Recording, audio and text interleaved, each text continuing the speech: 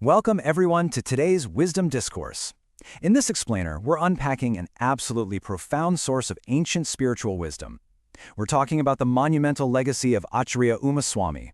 We're going to journey through time to look at an immortal creation that's guided countless seekers, confront some pretty harsh truths about how we treat knowledge today, and uncover some gripping, literally cinematic stories of betrayal and ultimate enlightenment.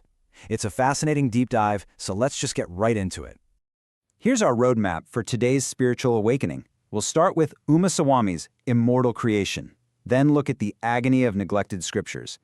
After that, we'll dive into mystical riddis and true faith, followed by the intense renunciation of the 8 robbers, and finally, wrap up with Mumukshu, the true path of renunciation. Okay, Section 1, Umaswamy and the immortal tatvarthsutr. You know, it's pretty rare for a historical figure to be remembered for just a single, profound act. But Umaswamy, he is the absolute ultimate example of this. There's an ancient saying that goes, "The author may not remain, but the creation makes them immortal." It's so true, right? Much like Acharya Mantunga, whose fame rests eternally on his singular work, the Bhaktamar, Umaswamy is immortalized forever by his one known creation, the Tatvarthsutr. As far as we know, he wrote absolutely no other texts, yet this one single scripture was so deeply transformative, it cemented his legacy for all of time. What's truly mind-blowing here is the sheer dedication of his life. Umaswamy was a first-century scholar and a direct disciple of the great Kundakunda Acharya. And get this, he took Diksha, formally renouncing the entire world to become a monk, at just 18 years old. I mean, while most teenagers are just trying to figure out what to do with their lives, he fully committed to a path of absolute spiritual discipline. He lived a full life of 84 years, entirely devoted to wisdom. Moving on to Section 2, the agony of neglected scriptures. Because, let's be honest, having all this incredible ancient knowledge means absolutely nothing if we completely mistreat it. This brings up a really brilliant, yet kind of tragic modern hypocrisy. On one hand, we literally worship the physical books. We lock them up in these beautiful cupboards, wrap them in fine, expensive silk covers, and build gorgeous altars for them. But on the other hand, there's a total lack of study. The actual knowledge just sits there, completely unread. We've basically turned these scriptures into objects of blind worship instead of actual instruments of learning. To show you exactly how dangerous this ignorance is, just look at the tragedy of the Bhuvalaya manuscript. This was an absolutely priceless, mathematically coded spiritual text. But because it was just sitting around in a room full of forgotten papers in South India, disaster struck. Guests arrived, and the ignorant host needed fuel to cook food quickly. So what does she do?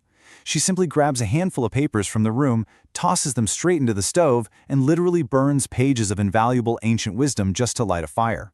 It's a shocking reminder of what happens when we stop valuing what's actually inside our texts. Thankfully, figures like Ganesh Prasad Varni recognize this massive crisis. He made it his life's absolute mission to travel from temple to temple, prying open those locked cupboards. And what did he find? Scriptures covered in thick dust, being eaten by pests, literally mixed up with old accounting ledgers. He rescued these texts, cleaned them up, and realized something crucial. Just saving the physical books wasn't enough. He had to open schools to revive the actual study of them. Which brings us to Section 3, Riddis and True Faith. You see, Acharya Umaswamy wasn't just a brilliant scholar. The texts actually tell us he possessed incredible mystical powers, which are known as riddis. These abilities were wild. The texts say the wind that merely touched his body was so pure it could cure deadly snake venom. He was even said to have the power to walk in the sky. But honestly, my favorite detail about him is how he got the name Grijfrapicha. One day, while he was meditating, a super strong wind blew away his peacock feather broom. Now, monks use these to gently brush away insects so they don't step on them. To maintain his strict vow of nonviolence, he didn't panic. He simply gathered naturally fallen vulture feathers, or gridra, to create a brand new broom. His deep, unwavering compassion earned him that legendary title. Let's jump into Section 4, the renunciation of the 8 robbers. Guys, this is one of the most gripping, cinematic stories from the Harivansh Purana. It's all about betrayal, realization, and the true meaning of detachment. Let's trace the timeline of this insane betrayal in a forest outside Ujjain. Picture this. There were 8 brothers, and they were all robbers. At night, 7 of them would sneak into the city to steal, while the youngest waited back in the forest to guard their stash. In that exact same forest, A devoted husband was weeping uncontrollably over his wife, who had just died from a snakebite.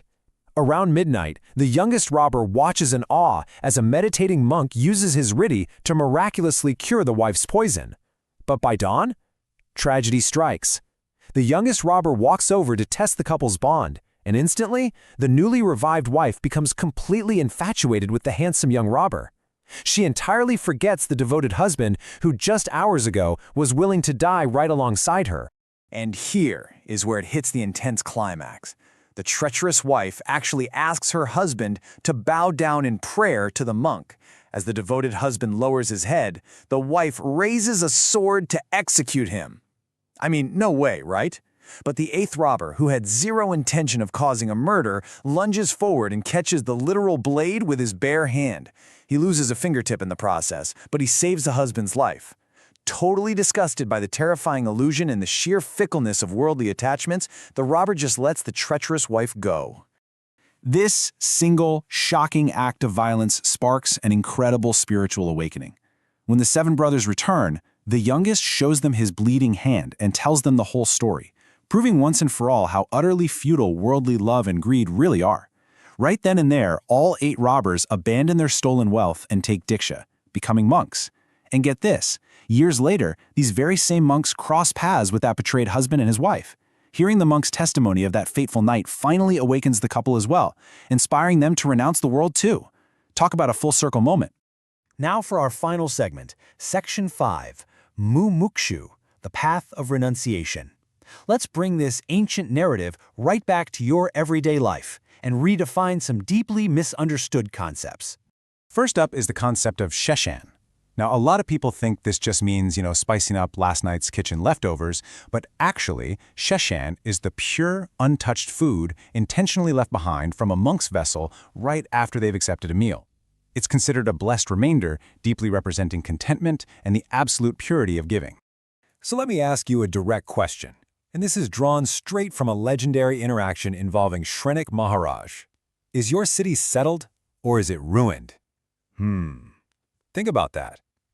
When Shrenik Maharaj asked this strange question while looking out at a thriving town, he wasn't talking about architecture or economics. He was actually referring to the concept of atiti samvibhag, the practice of sharing with a guest. A home is only truly settled and prosperous if it willingly feeds an unexpected guest, an atiti. If a home is packed with wealth but turns an unexpected seeker away, well, spiritually speaking, that home is completely and totally ruined.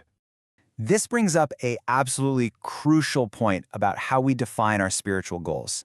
Take the word mumukshu. People so often think of mumukshu as someone who just really wants to go to moksha or heaven, but grammatically and spiritually, it actually means one who actively desires to leave, to let go of worldly attachments, sins, and ego. It's not about craving a final destination, it's about having the deep, active desire to drop the heavy baggage you're holding on to right now. And that leaves us with a final thought to really reflect on today. Are you a bubukshu, a seeker of endless worldly consumption? Or are you a mumukshu, a true seeker of renunciation, someone who's willing to study the ancient texts and truly detach from the illusions all around us? I really hope this explainer has sparked your curiosity to go open those texts and not just worship their covers. Keep learning, keep questioning, and we'll see you